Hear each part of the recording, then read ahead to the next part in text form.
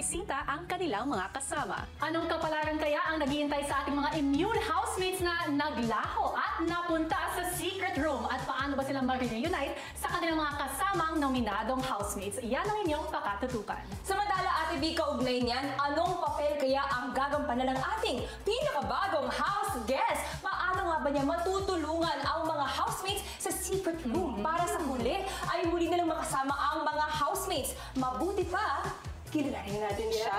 Exciting! House guest, please reveal yourself. Ayan na! Yay! Ang isa sa mga makapangyarihang sangre na ating aabangan, Bianca Umali! Yay! Welcome to PBB! Bianca, ang dami na nating Bianca sa kayo! Welcome to Pinoy Big Brother! Ako na lang po si B. Yes! I love it! Ang ganda ng mga Bianca, di ba? Oh, love it! Pero wait, hindi lang sa outside world ang ginagalawan nitong si Bianca dahil May ganon. isa rin siya sa mga bida sa mundo ng Encantadia. Yes. Ang tanong, teka lang, sa mundo ng bahay ni Kuya kaya, ano kaya yung kapangyarihan niya na pwede niyang i-share sa ating mga housemates? Powers. Oo. Ako dyan. At siguro gusto kong iiwan sa kanila ay yung kapangyarihan ng friendship and truth. Yes. Oh, excited kami sa inyong magiging Abangan natin yan. sa loob. At this point, Bianca, it's time to say goodbye to the outside world. Because this is it. Pumasok ka na talaga sa loob ng bahay ni Kuya. Bye-bye, outside world. Yes.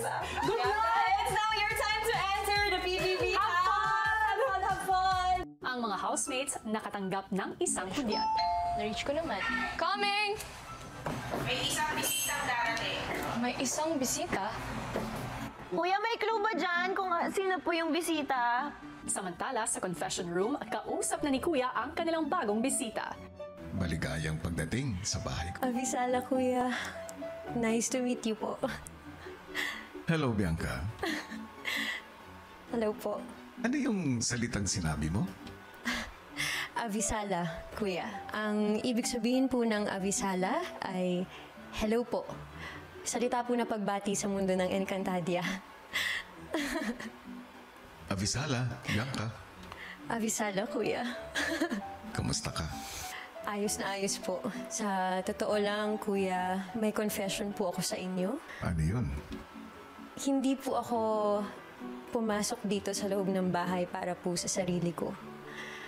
Nandito po ako, Kuya, para po sa mami ko. Ang mami ko po, mula po season 1, mahal na mahal po niya ang programa ninyo. Mahal po niya ang bahay ninyo. Sa totoo lang, Kuya, sinama ko po siya. Nandito po siya ngayon. Ito po ang mami ko. May po ang pangalan niya. I lost my mom when I was 5 to breast cancer. And in the duration of her breast cancer journey, kayo po ang kaligayahan niya.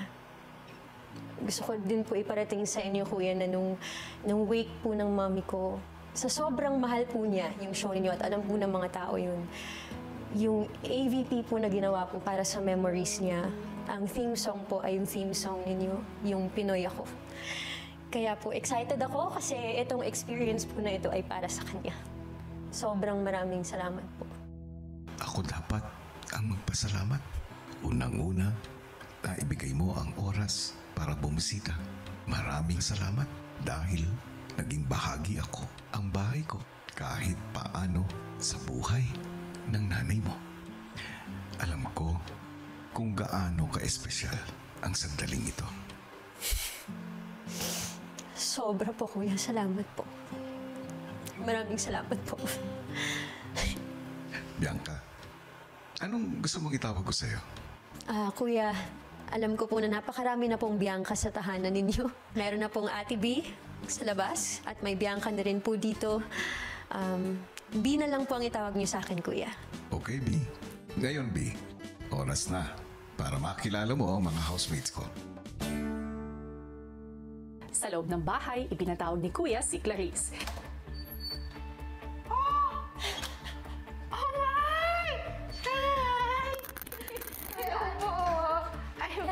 Bianca, hello, I'm Clarice. Oh my God, Bianca! Bianca, pero B na lang ito. Kasi para di ka mag- Oh my God! Di ba, sabi ko may bisita kayong darating? Oh, kuya, kala ko joke. Kala ko si Esnir po nakawig na naman paglabas. Hindi pa niya siya. Hi, Bianca! Hello! Ipinapaalam Ipaalam ko rin sa'yo na si B ay isang house guest sa bahay ko. Ilang saglit pa ay inihatid na ni Clarice si B para makilala ng mga housemates. Guys, meron tayong bisita! Pinapakilala ko sa inyo guys, sa wakas may bisita na ulit tayo. Napakaganda. Please welcome, B! B! Yeah! Nakangangalang po ako. Sobrang liit po ng mukha ni Ate Bianca. Sampal po yun sa pisngi kong lumulobo na ngayon, Kuya. Nice talk sila. Agisada. Ayan, hi! Ito yung mga housemates natin. Hello. Hi. Bianca. Hello, Bianca. Hi, Bianca. Hello, Bianca. Super happy ko kasi familiar face po yung dumating and nakita ko and naka-work ko na din po siya. Bianca. Bianca? Bianca. Ay, Bianca. Bianca. Bianca. Hello. Magandang araw sa inyo. B na lang itawag niyo sa akin dahil may Bianca na rin dito. Actually, 3 na ang Bianca sa bahay ni Kuya ngayon. Ako na lang si B. Hello! Alam niyo, excited ako na makilala kayong lahat. Although, may mga nakasama na ako dito. Si Mika at si Vince. Naalala ko talaga yung last time na nagkatrabaho pa kami dun po sa Sangre dahil sa galing niya umarte, sa pagiging professional niya. May mga nawawala nga. Oh, she knows. Ano? No, hindi ko alam. Okay. May nawawala. Kasi pati si Shuvi at si AJ. Yes! Oo. Kasama ko na nun. Esnir and Ralph. So, actually, di rin namin alam kung nasan sila. Ang bagong dating na si B, patuloy na nakipag-bonding sa mga housemates sa living area.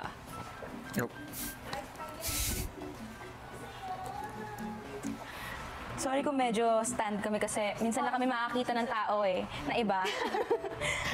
So, anong usual routine nyo kapag dumadating? Pag sa umaga? Pero, Boys, nag-workout. nga nakikita ko, sino usually nag-lead ng workouts niyo? Our trainer. Siyempre. Tamang body weight. Si Shuvi sa girl. Oo. Introvert din ako actually.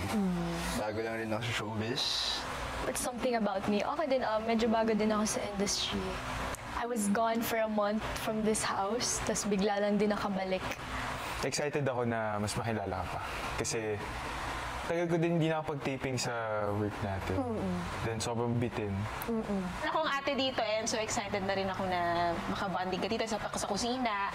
Super happy ako tuwing may babaeng house guest ang dumadating because I didn't grow up with sisters. So, feeling ko magkakasundo tayo kasi I also like fashion in a way. Ayun, nagka-work na tayo before sa SBS. Yes. Yeah, pero... Lagi naman kita nakikita. Ay, hirap pakilala ayos. Pero yun, hindi tayo masyado nakapag-usap. Pero I hope dito na magkaroon ng chance din. Magkaroon ng chance na mas maging magkakilala tayo. Alam niyo, sobrang looking forward ako na makilala kayong lahat isa-isa. Kasi ako personally, I'm new to making friends. Yun yung totoo. Sobrang introvert ko sa outside world. And the way that I grew up, I enjoy talaga being alone most of the time. Masaya ako na nakakulong lang sa bahay, gumagawa ng gawaing bahay kasi pinalaki ako ng lola ko. So ngayon na may mga opportunities ako na ganito, ngayon pa lang din talaga ako, ngayon ko pa lang napupush yung sarili ko to make friends. Mabait po si Ate Bianca, Kuya, kaya parang excited ako na mas makasama pa siya dito sa bahay. There is magic inside of this house and I feel it. And right when I entered the door and saw all of your faces, kitang-kita yon. Kita na pamilya kayo at kita na mabubuti kayong mga tao.